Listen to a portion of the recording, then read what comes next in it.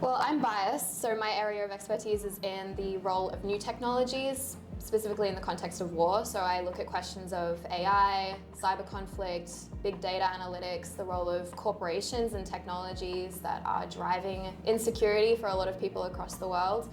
And I think that the role that these technologies are playing is some of the things that intersect other big questions. So Carla mentioned questions of proliferation or trade or climate.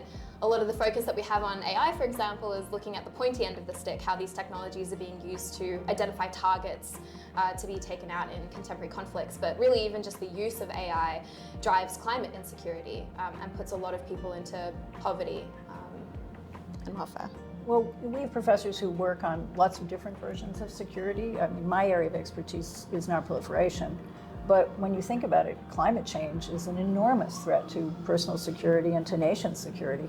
If wars are based on competition for scarce goods, and we've got migration, huge amounts of personal insecurity and potential for war there about that as well. We have people who work on political violence, people who work on terrorism.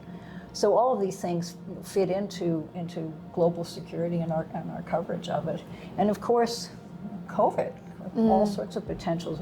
We see rising measles cases. I think we're going to be spending a lot more time talking about the security threat posed by disease and slashing the AID budget and destroying AID itself. I mean, you can't build a wall to stop disease, and disease itself is a massive threat to personal security and to nation security. Yeah. And I think just one of the things that Carla's also pushing at here is the questions around what is truth, what is fact. So I also think the main thing that is driving a lot of security questions today is the battle for people's minds and the immunity that they need from being manipulated, whether it's by domestic audiences or foreign audiences. And so these questions of climate change and pandemics, we need to really drive at what we mean by truth and what are facts. And if we can't get on board for that, then we're all sort of...